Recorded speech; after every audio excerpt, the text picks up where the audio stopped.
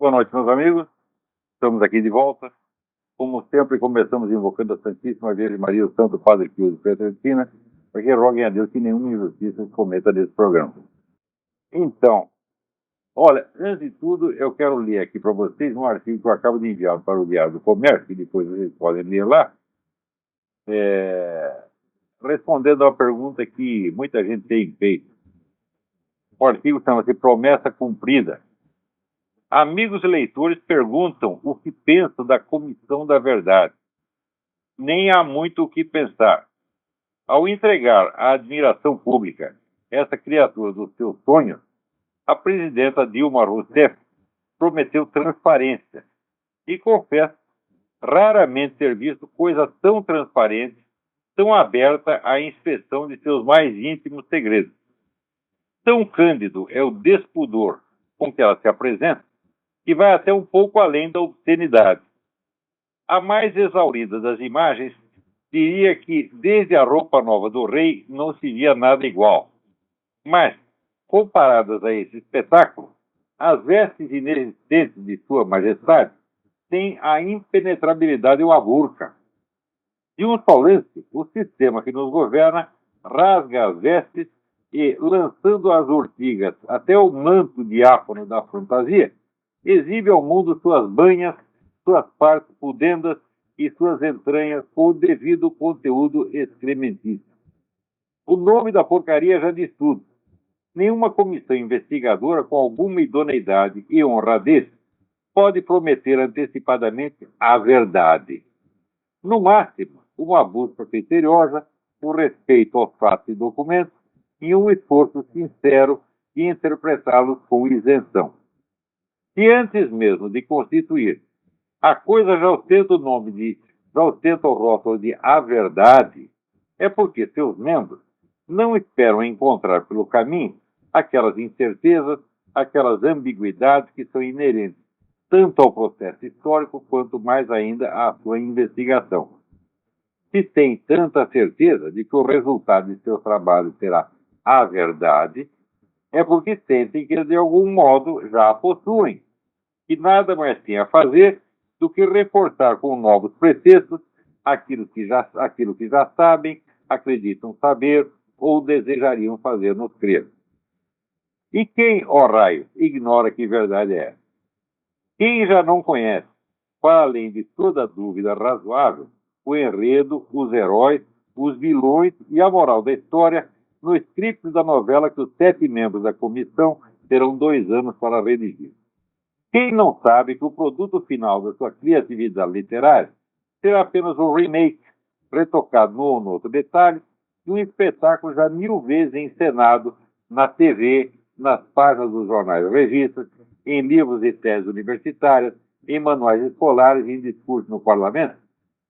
Se é certo que quem domina o passado domina o futuro, qualquer observador atento poderia prever, já nos anos 60, a conquista do poder pela esquerda revolucionária e a instauração de um sistema hegemônico que eliminaria de uma vez por todas a mera possibilidade de uma oposição direitista ou conservadora. Sim, desde aquela época, quando os generais acreditavam mandar no país porque controlavam a burocracia estatal, a esquerda, dominando a mídia, o movimento editorial e as universidades, já tinha o monopólio da narrativa histórica e, portanto, o controle virtual do curso dos acontecimentos. Os militares, que em matéria de guerra cultural eram menos que amadores, nada perceberam. Imaginaram que a derrota das guerrilhas havia aleijado a esquerda para sempre, quando já então uma breve leitura dos cadernos do cárcere teria bastado para mostrar que as guerrilhas nunca tinham sido nada mais que um boi de piranha jogado às águas para facilitar a passagem da boiada gramsciana, conduzida pelo velho partidão, no qual os luminares dos serviços de inteligência militares só enxergavam um adversário inofensivo, cansado de guerra, ansioso de paz e democracia, quase um amigo, enfim. A história que a Comissão da Verdade vai publicar daqui a 2 anos está pronta desde a década de 60. O simples fato de que os comissionados se comprometam a excluir do seu campo de investigações os crimes cometidos pelos terroristas, já determina que, no essencial, nada na narrativa consagrada será alterado, exceto para reforçar algum ponto em que a maldade da direita e a santidade da esquerda não tenham sido realçadas com a devida ênfase. Com toda a evidência, não é possível a reconstituição histórica de delitos cometidos por uma tropa em combate sem perguntar quem ela combatia, por que combatia e quais os critérios de moralidade iguais para ambos os lados eram vigentes na ocasião dos combates. O professor Paulo Sérgio Pinheiro não entende essa obviedade, mas quando foi que ele entendeu alguma coisa? Os membros da comissão enfatizam que os trabalhos da entidade, aspas, não terão caráter jurisdicional nem persecutório, fecha aspas, e visarão apenas a reconstituir a verdade histórica. Mas quem não enxerga que essa presunção já nasce desmascarada pelo fato de que entre os incumbidos da missão historiográfica não há um único historiador, nenhumzinho sequer, só juízes, advogados e, sem outra razão plausível, fora a homenagem de praxe ao charme e à beleza da mulher brasileira, uma psicanalista.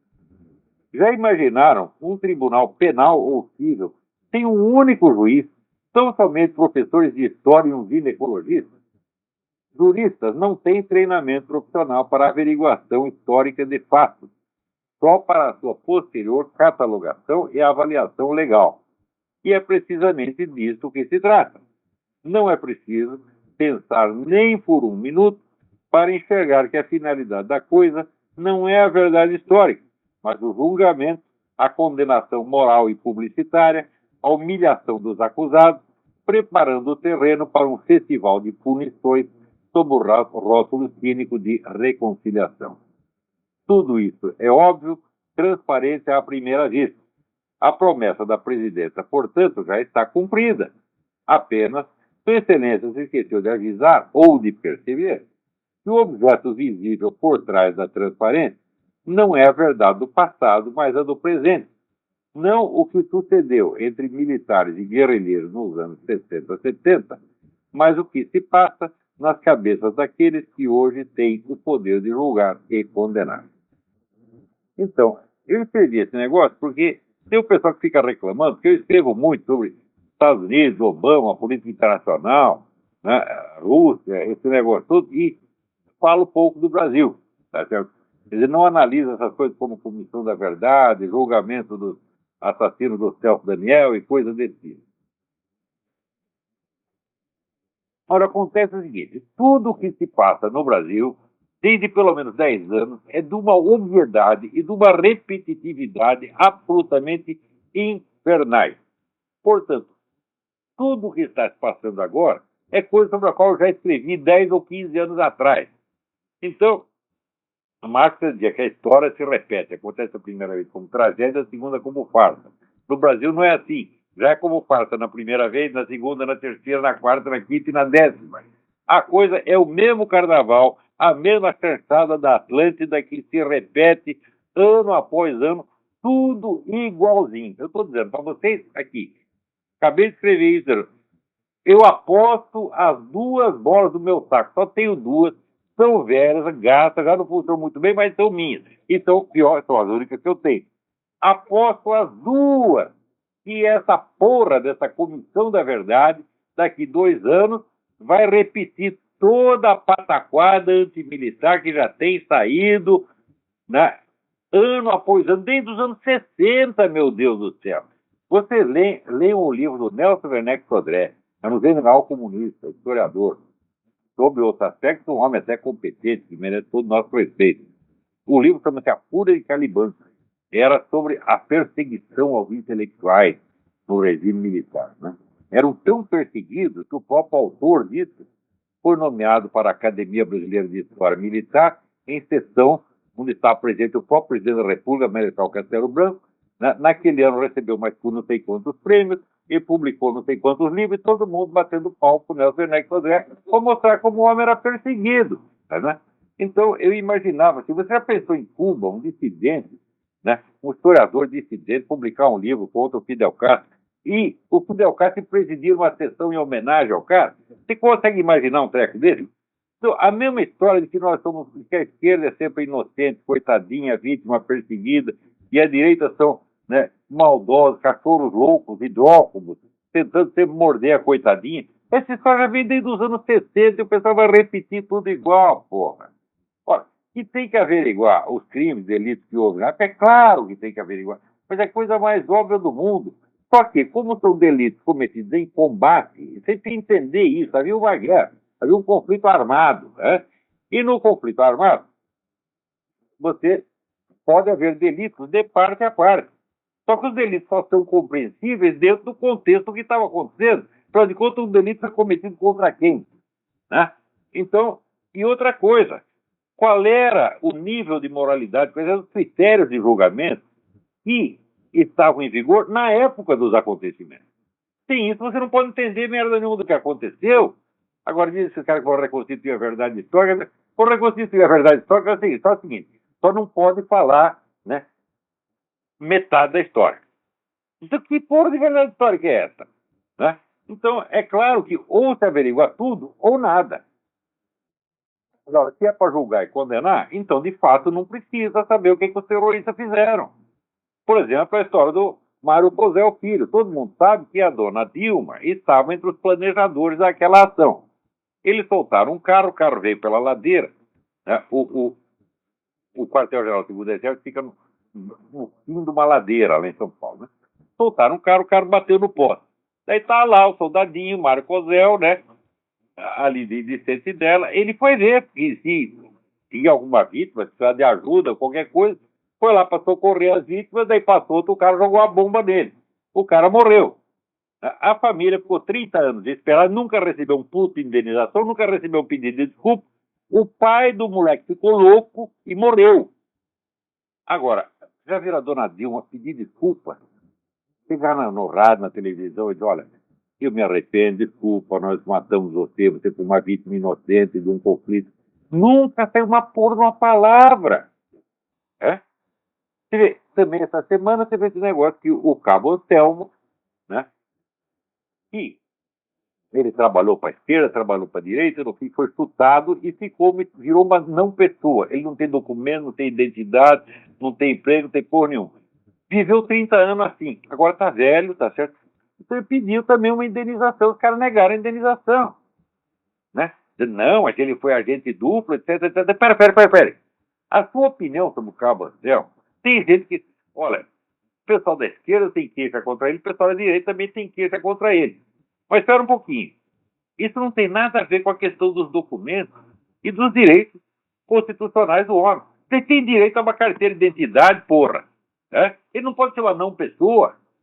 Então, até o nosso amigo Reinaldo Azevedo é contra a indenização. Você deixa um cara sem documento, sem emprego, marginalizado 30 anos e não dá um tostão de indenização pro cara? Que merda é essa? Não interessa quem é. Se fosse, sei lá, Luiz Antônio Satanás da Silva, tá entendendo? Stalin de Almeida, né? Fidel Castro dos Santos, não interessa quem é, pô.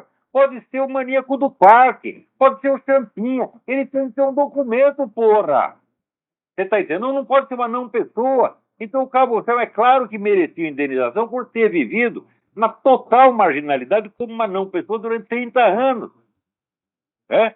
Agora, não tem indenização para o Cabo Anselmo, para aquele rapaz que perdeu a perna no atentado ao consulado dos Estados Unidos, Orlando Lovec, deram lá uma miséria de, sei lá, R$500 por mês. Agora, quero ver Dona Dilma ter pelo menos a honradez, tá certo, de pedir desculpa. Você não vai tirar dinheiro do seu bolso, dona. É dinheiro do povo. Não estou dizendo nem de indenização, mas pelo menos peço uma desculpa, diga uma palavrinha, mostre algum sentimento de humanidade. Não, não pode.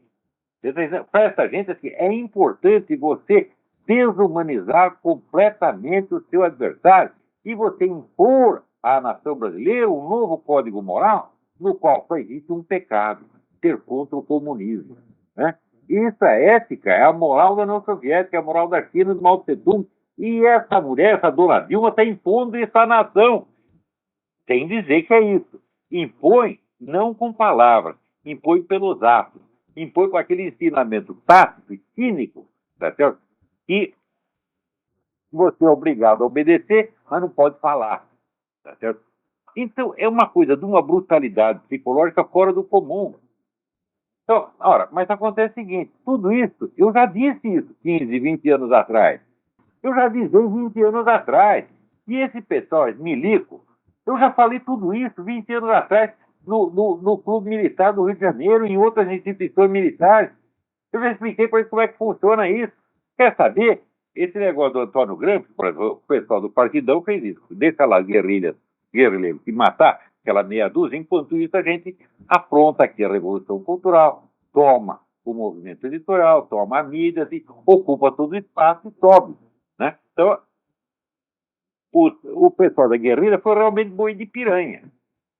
Quem quer que tivesse lido Antônio Gramsci entendia que o negócio era esse. Você faz uma guerrilha com 20 neguinhos armados contra o Exército, Marinha, Aeronáutica, PM. Porra, não dá. Acho que eles esperavam ganhar aquilo. Falaram, não, aquilo é só para fazer um barulho e atrair os idiotas dos milicos. Ficam lá perseguindo guerrilheiro lá no Araguaia, na Ilha Comprida, no Raico Park. Enquanto isso, nós fazemos uma revolução cultural aqui e tomamos o país, como de fato aconteceu. Né? Agora, isso já estava claro nos anos 60. Enquanto o pessoal do Marighella estava lá preparando guerrilha, a turma do Partidão estava publicando, lendo e estudando Antônio Gramsci, porra. Isso foi nos anos 60. O primeiro livro Gramsci saiu no Brasil já em 64, publicado pelo Enio Silveira. Tá certo?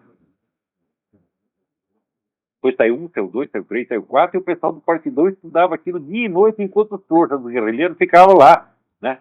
Dando e levando tiro no Araguaia, né? E os milicos trouxas tudo atrás deles.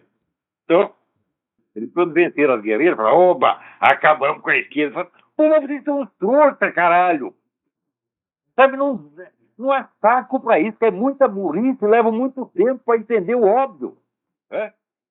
Quer saber? O primeiro milico que deu sinal de ter prestado atenção ao Antônio Gramsci foi em 2001, o general José Fábrega. Depois de eu torrar muito o saco deles. Né? Quer dizer, vocês se ferram porque vocês são burros. Isso aí é o que Éric Rohmer chamava de estupidez criminosa. Vocês não têm o direito de dar um golpe militar, tirar um presidente, elas já sacanearam desde o início, porque deram o golpe prometendo que ia ter eleição em 6 meses. E depois, um milico complexado, tá entendendo? Entendeu? Castelo Branco, vendo o sucesso de Carlos Lacerda, que era o líder civil da Revolução, né? Carlos Lacerda era um homem bem apessoado, bonitão, falava bem, todo mundo gostava dele, foi um governador de sucesso. Daí tiraram lá um general, baixinho, sem pescoço, tudo complexado. Ele teve que acabar com a carreira do Carlos Lacerda. E para isso suspendeu a eleição, e daí criou o governo militar, criou a ditadura, que não era para ter existido. Quem apoiou o golpe, apoiou por quê? Porque sabia que o governo João Goulart é um governo corrupto, comunista, comprometido com o Fidel Castro, trabalhando para Fidel Castro, chupador de pica de Fidel Castro. Então tiraram o cara e fizeram bem tirar. Só que é o seguinte, tiraram e prometeram a eleição em 6 meses. Em vez disso, ficar lá 20 anos tornando o saco. Tá certo? E nem sequer deram educação ao povo contra o comunismo. Nem isso fizeram. Né? Você imagina como a vida teria sido diferente se durante os 20 anos que esses milicos ficaram lá, eles tivessem educado toda a nação, passar toda semana documentário sobre o que se passou no campo de concentração da China, da União Soviética, da Hungria, mostrar toda essa sangueira, essa violência sem fim, essa desumanidade hedionda que foi o comunismo, se tivesse educado o país, nunca essa gente estaria no poder. E essa milicada ficou lá no governo, né? Acha, não, nós vamos só cuidar da parte administrativa, não tinha coragem de enfrentar os caras na guerra cultural e ideológica, pô. Então deixaram os comunistas tomar conta de tudo, né? Então, quer dizer, vocês se ferraram, mas vocês são culpados disso também, vocês não cumpriram essa obrigação, usurparam o poder, porque quem apoiou o golpe, até o Otto Maria Carpo apoiou o golpe. Ele escreveu 2 editoriais no Correio da Manhã, chama Basta e Fora. celebrando a saída do João Goulart, que ninguém mais aguentava, né? 6 meses depois ele já estava contra o regime, porque percebeu que os milicos estavam com treta, porra. Não iam cumprir a palavra dada. Tá certo? Você pensa o quê? O país é seu? Você faz um golpe, todo mundo ajudou vocês a fazer o golpe. A igreja ajudou, a população inteira ajudou, a Marcha da Família com Deus pela Liberdade foi a maior manifestação pública que existiu nesse país. Fizeram coleta de dinheiro, aquela campanha do ouro para o bem do Brasil, todo mundo foi lá e deu dinheiro. Velhinhas iam lá, davam aliança, tá entendendo? Davam colar que ganhou quando era de noivado, 50 anos atrás, a velhinha lá, e dá para ajudar vocês. Porque vocês tiraram o presidente corrupto e vendido e prometeram eleições em 6 meses. E o país inteiro esperava que o próximo presidente fosse um dos líderes civis do movimento. E, em primeiro lugar, o próprio Carlos Lacerda. Ou então Juscelino Kubitschek, que apoiou o golpe também. E que eram as duas pessoas mais populares do Brasil, Carlos Lacerda e Juscelino Kubitschek. Né? Agora, Deus milicos chegou lá, ele diz, não, agora nós não podemos confiar no civis. Eu falo, uai, e nós podemos confiar em vocês? Vocês mentiram pro país inteiro, porra. É?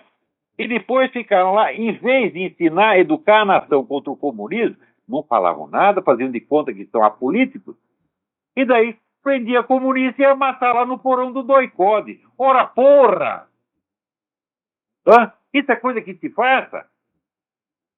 Quer dizer, vocês enforcalharam. Vocês, os milicos, vocês enforcalharam a coisa. E vocês estão levando cuspida porque vocês merecem.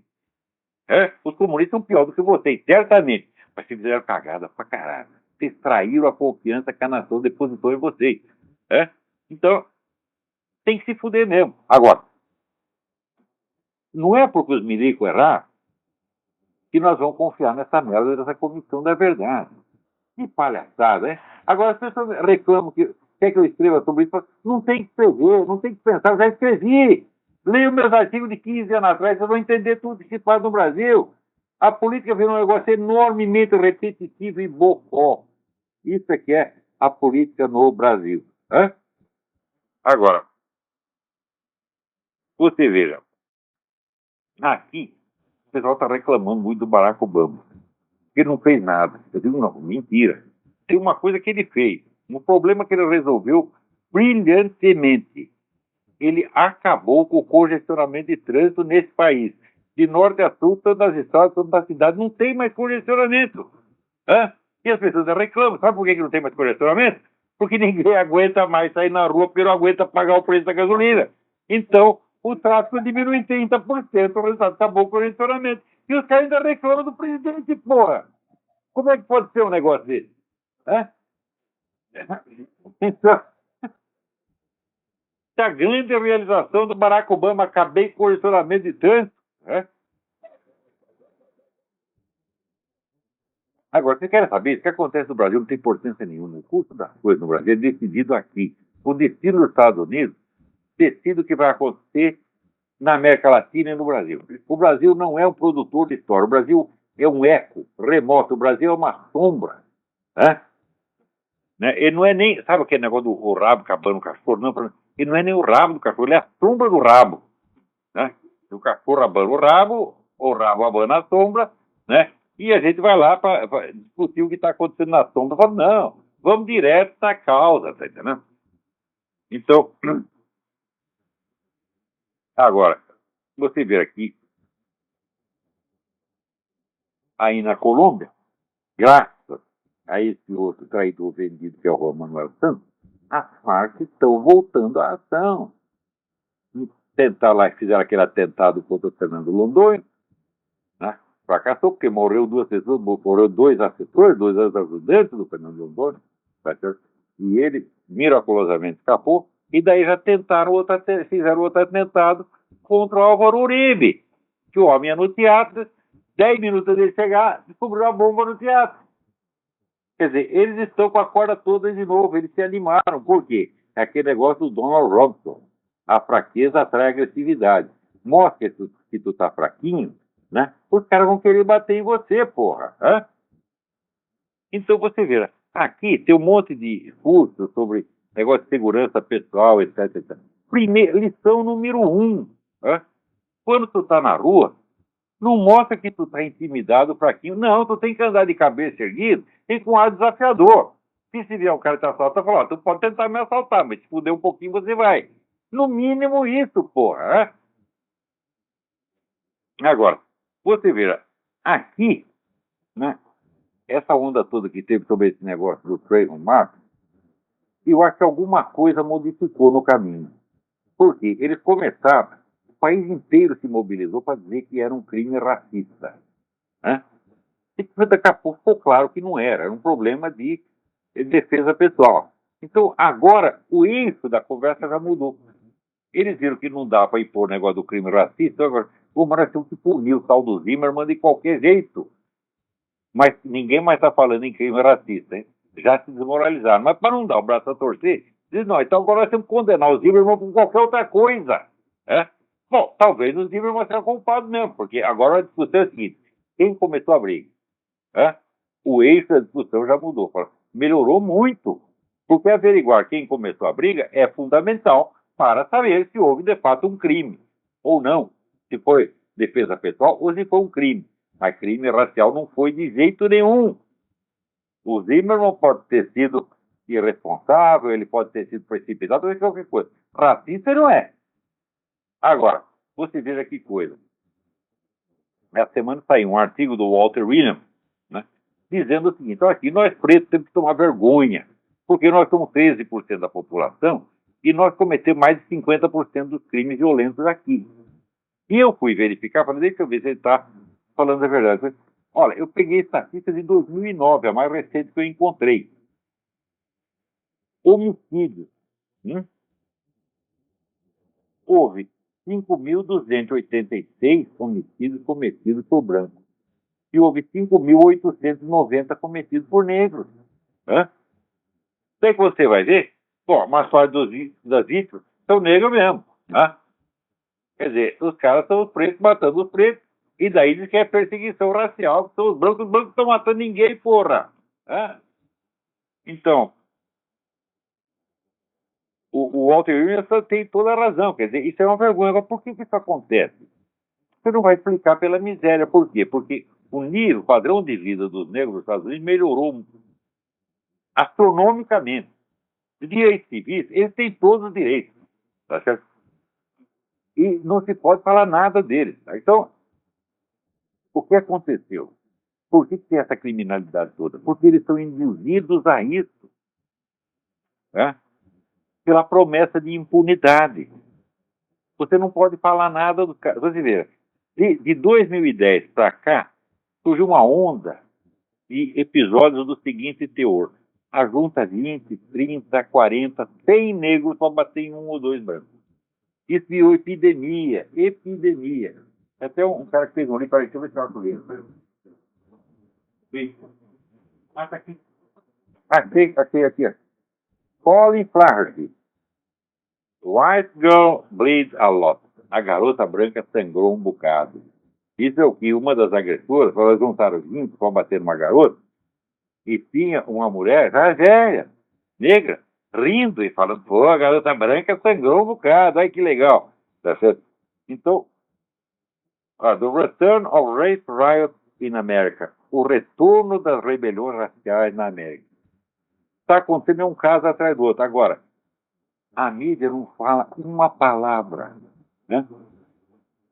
E se chega na polícia, e a polícia, a primeira coisa, não, nós não temos nenhuma prova de que houve motivação racial. É um negócio incrível.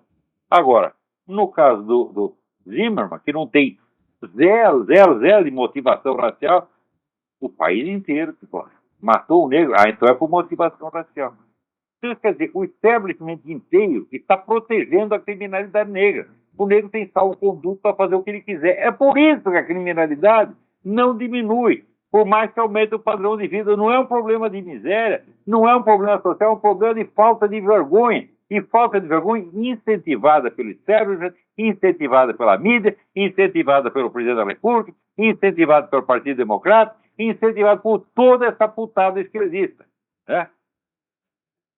Então, esse negócio está assumindo as proporções Tá sendo uma verdadeira guerra racial. E não existia mais, o plano já tinha acabado, porra. O Barack Obama trouxe tudo de volta. Né? Se vocês puderem, leiam. Agora, falando em negro, ele está falando só coisa ruim de negro, mas agora tem uma coisa boa, né? Que é, eu falei a semana passada do livro The Boy Who Met Jesus, escrito pela Immaculée Iribagiza, né? É um livro espetacular. Esse livro de você explorar e de modificar a sua vida. Porque, olha, há mais de 100 anos nós temos o seguinte problema: a humanidade ocidental perdeu o senso do sobrenatural. Né? Então, nós não somos mais capazes de compreender a nós mesmos como criaturas imortais que somos. Perdemos de vista isso completamente. Então, se a sua visão se circunscreve à vida presente, então, evidentemente, quando você morre, o mundo termina e não existe mais nada. Então, quer dizer, o limite da duração da sua vida passa a ser o limite da duração do cosmos. Então, você já está com uma visão totalmente distorcida da realidade. Você perdeu o senso das proporções. Né? Então, e se tem uma coisa que é óbvia, é o seguinte: óbvia e mais que provada é que a consciência humana permanece depois da morte do seu corpo. Isso aí você tem, vamos dizer, as provas disso são tão abundantes, eu já dei um curso inteiro sobre isso, não vou me repetir, vocês procuram lá, vai no meu site com a palavra imortalidade, você vai ver um monte de coisa que tem lá. Então, outro dia mesmo eu estava vendo um depoimento, fez um piloto, o avião dele caiu, queimou tudo, e ele viu que ele estava no inferno. Ele descreve a coisa, né? O sujeito aparece, está tudo queimado, até um cara bonitão, mas a queimadura deformaram ele, mas ele não fica monstruoso. Curiosamente, as queimaduras no rosto dele deram para ele uma dignidade, uma imponência que o cara não tinha. E ele disse que no fundo do inferno ele então apelou ao Cristo. Ele não acreditava, ele era um cara completamente indiferente a isso. Né? E ele viu, né, o mundo do espírito. E ele disse o seguinte: nós aqui, nós vivemos como se estivéssemos anestesiados. Nós vivemos num mundo tênue, um mundo evanescente, mas no mundo espiritual tudo é de uma clareza e de uma realidade pungente. Quer dizer, todo mito da caverna do Platão. Você sai da caverna, pela primeira vez tu vai ver a realidade. Então é o seguinte: nós de fato vivemos numa caverna, vivemos num poço, né? Como o sapo no fundo do poço, que acha, que pergunta o que é o céu, diz: o céu é um buraquinho no meu teto. Porque é assim que ele vê, só vê aquele buraquinho. Nós somos assim. Essas pessoas que passam por experiência de morte clínica, elas têm uma visão da realidade como ela é, e recupera o verdadeiro senso das proporções. Então, tem pessoas que chegaram a isso através da visão de Nosso Senhor Jesus Cristo e de Nossa Senhora, como é o caso daquelas 3 meninas da cidade de Kibeho, em Ruanda, uma cidadezinha desse tamanho. São 3 meninas e um menino chamado Emanuel Tegatashka. Tegatashka, né? Ele era um cara analfabeto, nunca tinha entrado numa igreja, não sabia nada de cristianismo, de repente está lá Jesus Cristo falando com ele. E o depoimento é de uma realidade, de uma coisa assim que você não sai ileso daqui. Né? Então, essa semana até, né, o Leonardo Penitente me mandou lá, mostrou que um vídeo, eu falei do livro no programa, ele falou: tem um vídeo, você procura lá, Marian Apparitions in Kibeho, Kibeho é K-I-B-E-H-O, você procura no YouTube, e vocês vão ver lá, aparece o Manuel Tegatashka já adulto, né? E aparece as três meninas que tiveram visões de Nossa Senhora, como está contado além daquele livro que eu falei, The Boy Who Met Jesus, a Immaculée Iribagiza escreveu também esse livro, Our Lady of Kibeho, que é sobre as 3 meninas que começaram a ter visão antes do Emanuel. Inclusive, uma delas era muçulmana, e ela vivia gozando da cara das outras duas, dizendo que são malucas, etc. Um dia está ela lá fazendo gozação com as minhas, de catapimba, aparece Nossa Senhora para ela também. Né? Então, essas 3 meninas uma morreu no genocídio de 94, as outras 2 estão vivas. Uma virou freira, a outra casou, tem 2 filhos e tal, e de vez em quando dá umas entrevistas aí. Não deixem de ver isso no YouTube, é uma coisa que vai mudar a sua vida, entendeu? Então você vê, Jesus Cristo, ele escolheu o país que está mais fodido, tá certo? Tem as pessoas mais improváveis. 3 menininhas, né? E esse rapaz, o Emmanuel, que ele não tinha nem sobrenome, ele chamava Segatá, que era o único nome que ele tinha, né? Era que nem você chamava Zé Mané. Zé Mané do quê? Não interessa, tá entendendo? Então, daí, ele, na conversa com o Cristo, ele diz, eu quero me batizar. Cristo responde para ele, eu podia batizar você com um olhar, mas nós não vamos fazer isso para que as pessoas não vão acreditar. Então tu vai na igreja e pede para o cara te batizar e você vai ter o nome de Emanuel. Príncipe que escolheu o nome dele, Emanuel, né? Então daí passou a chamar Emanuel Segatá. E é uma coisa impressionante. Uma das coisas mais lindas que tem nesse livro.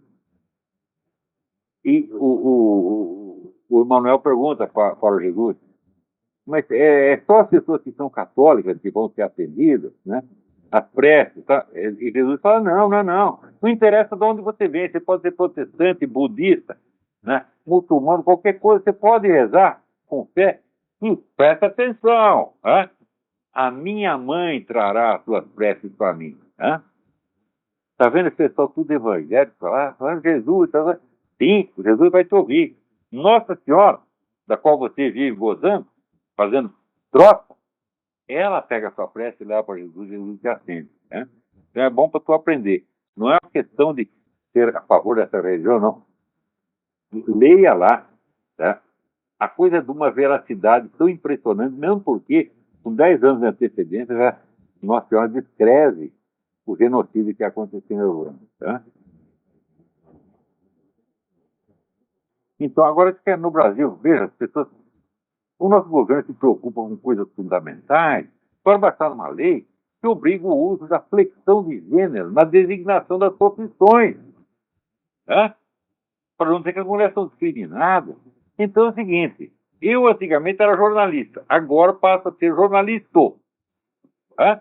Assim como a senhora presidente não é presidente, ela é presidente tá. Ela é presidente tá, e eu sou jornalista. Tá bem? Veja os assuntos fundamentais que ocupam os nossos legisladores. É um negócio impressionante. Agora, você vê, outro dia me trouxeram um artigo aqui do Marcelo Coelho, o Coelhinho da Folha, né? E ele leu o livro, aí saiu o livro do Russell Kirk, sobre a mentalidade conservadora, e deram um exemplar para o Marcelo Coelho. Então ele descobriu que existe a mentalidade conservadora, né? E ele disse, olha que coisa mais esquisita. O livro do Russell Kirk é muito interessante. À medida que eu li, eu fui das contradições de maluquices em tudo isso. Né? Mas vou comentando aos poucos. Né? Olha só, quer dizer, ele acabou de tomar conhecimento do pensamento conservador americano. E ele já, não, que maluquice. Eu disse, claro que parece maluquice, meu filho. Eu, quando era ignorante como você, 40 anos atrás, eu, a primeira vez que caíram os autores conservadores na minha rua, também pensei, não, isso aqui é esquisito, né? É, tudo é esquisito para um caipira ignorante, meu filho. Hã? Quanto mais burro e iletrado você é, mais as coisas lhe parecem esquisitas. Hã? Você pega um caipira lá do meio, sei lá, do Amazonas, e leva para Paris para ver a Torre Eiffel, vai dizer que esquisito. Hã? Leva no Museu do Louvre, vai que coisa esquisita, né? Então, pro caipira, tudo é esquisito, porra. Agora, no Brasil, vocês dizem, o que eles sabiam do pensamento conservador americano? Nada. Não fizeram aquela porra daquele dicionário crítico do pensamento da direita. 140 autores pagos pelo governo. Você procura lá os autores fundamentais do conservadorismo, não tem nenhum. Russell Kirk, por exemplo, não está lá. Então, isso quer dizer que o aparato universitário brasileiro está lá para esconder as coisas de você. É? Ou esconde porque o professor também não sabe, ou porque ele acha que não é bom falar daquilo. Então, você vê, o pensamento conservador americano é uma coisa de uma riqueza que não termina mais. São milhares e milhares e milhares de obras da mais alta importância, que constituem, para metade da nação americana, o tecido do seu pensamento diário. É o que orienta os caras na hora de votar. Faz 50 anos que é assim, mais de meio século. No Brasil acabou de chegar e está lá o Marcelo Coelho. Ah, é esquisito. Ora, e diz que isso é um jornalista. Caralho! E por que as pessoas... Elas me perguntam, o que você pensa disso? E por que eu tenho que pensar nessa merda? Hã?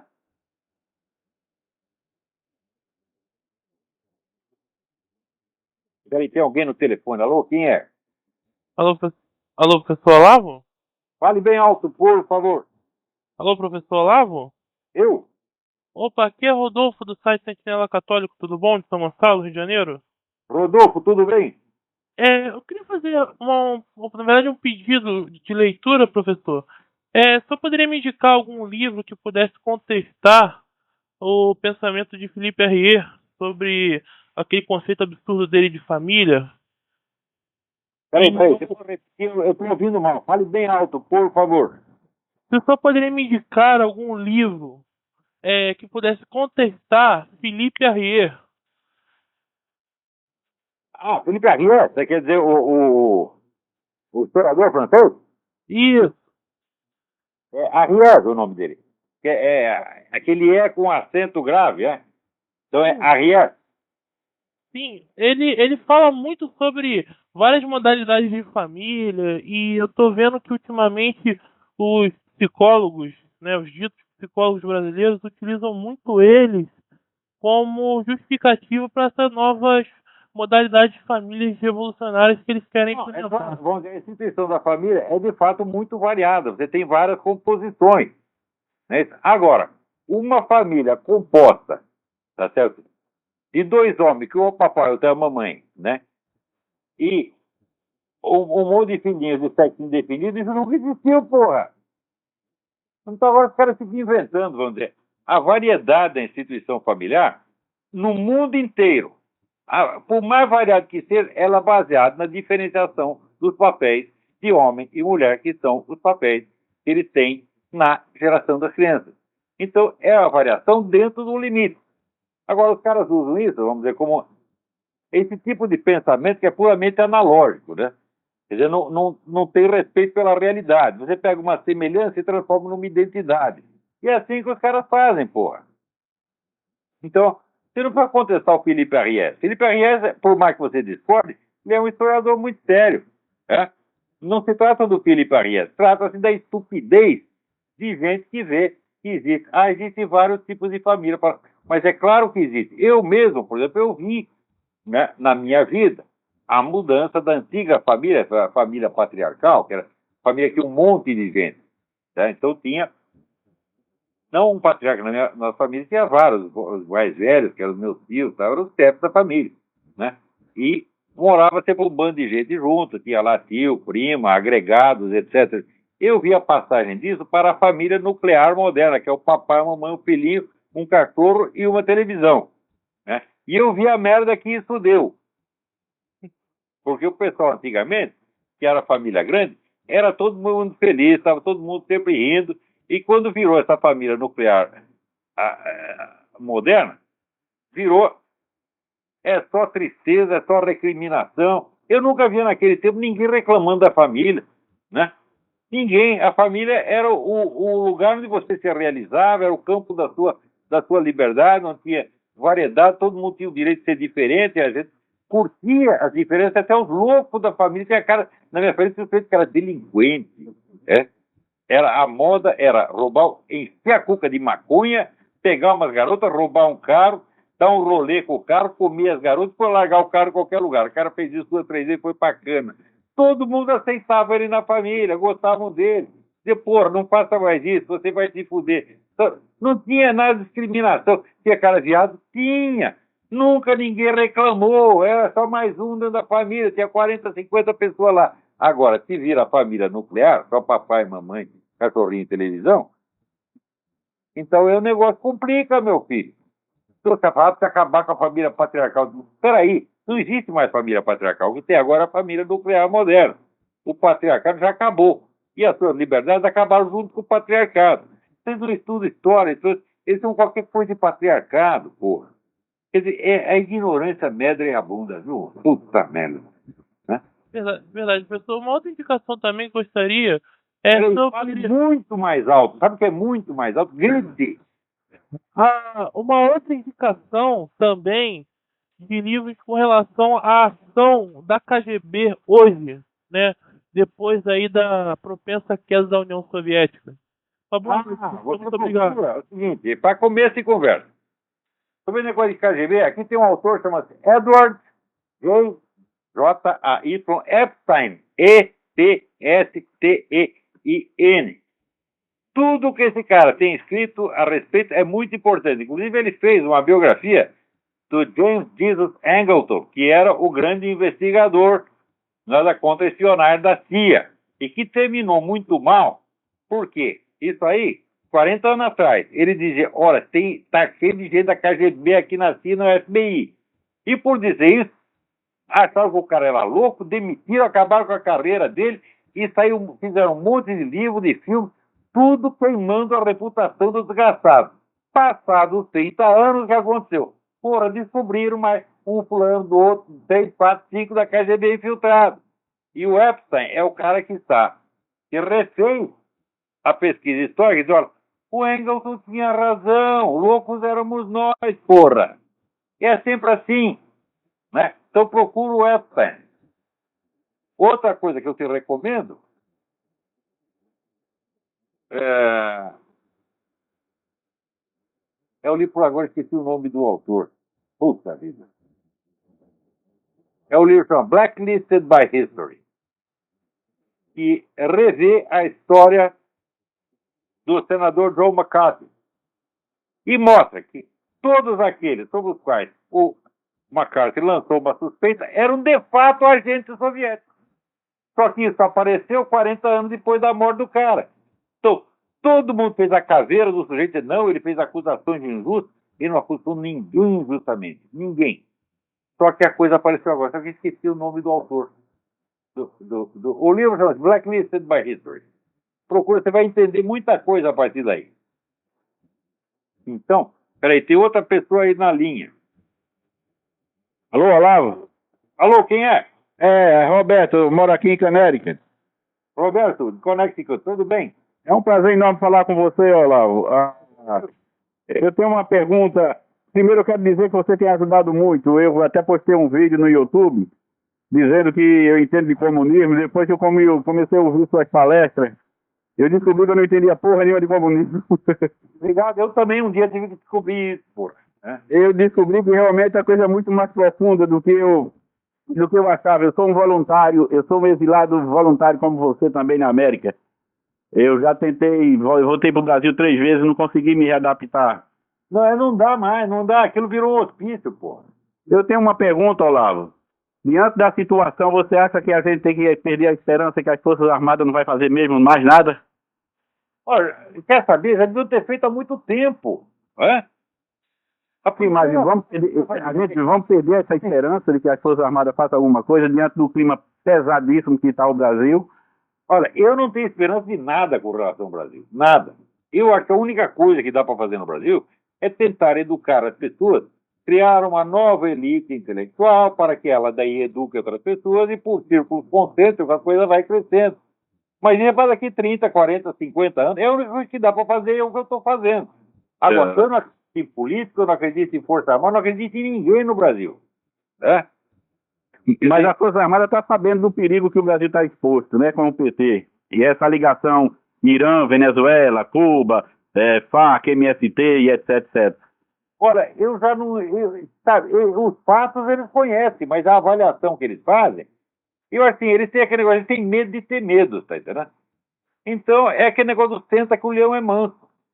Faz 40 anos que eles estão dizendo que senta que o leão é manso. Agora você senta e tem lá, né, a piroca do leão esperando você. Você está sentado na piroca, né, você sente alguma coisa esquisita ali, mas não sabe o que é e não quer saber. E eu vejo que essa milicada está assim há muito tempo. Porque quando eu fazia aquelas conferências para eles, há 15, 20 anos atrás, eu já expliquei tudo, já dei toda a dica, falei, olha, o que vai acontecer é isso, mais isso, mais isso, mais isso. Aconteceu tudo igualzinho. Mesmo assim, ainda tem gente que não quer ver a gravidade da situação. Eu agradeço muito pela atenção, muito obrigado, Olavo, e continue com esse trabalho que está ajudando muita gente a se instruir mais, porque a gente sempre acha que sabe o suficiente e de repente, quando começa a escutar você, eu tenho puxado todo o arquivo de todos os vídeos que você tem feito e eu descobri que eu não entendia era porra nenhuma de comunismo. Obrigado, Olavo. A gente descobrir a nossa ignorância é a primeira obrigação que nós temos. Todo dia, eu acordo e vejo que até a véspera eu era um trouxa. Todo dia a gente tem que descobrir isso. Né? E, peraí, acho que será o nosso tempo acabou? Nós temos 4 minutos, então é isso. Volto, apelo a vocês para que vejam o vídeo, procurem o vídeo da Marian Apparition em Quibejo, K-I-B-H-O. Põe Quibejo no YouTube, já vai aparecer um monte de coisa.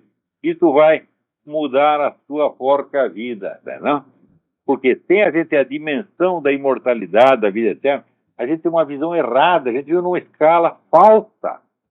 Isso é importante, né? Se querem saber, mas isso tem fundamentos, né? Leiam o livro do Frank J. Tipler, físico, chama-se The Physics of Christianity. Diz que há uma tradução brasileira ou portuguesa disso. Não deixem de ler isso. Então, esse negócio de materialismo, isso é burrice, gente, burrice. Eu sei que quando a gente descobre outra dimensão da vida eterna, é assim, de fato, é como se você passa. Mas você está vivendo num filme, você só existe no celuloide, você é bidimensional, de repente, você passa para a tridimensionalidade. Você fica completamente. No começo você fica desorientado, como eu estou desorientado até hoje, porque percebi esse negócio. Né? Eu estou tentando me adaptar à dimensão, né, da vida eterna, tentando, assim, rever os meus pecados, a minha vida, etc. Mas tem hora que eu esqueço, volta a ficar burro como antes. É uma luta, gente, mas como dizia o Padre Pio, reze, tem esperança e não se preocupe. Então vamos continuar e, se Deus quiser, todos nós seremos salvos e iremos para a vida eterna com nosso Senhor Jesus Cristo e a Virgem Santíssima. Então, até a semana que vem. Muito obrigado.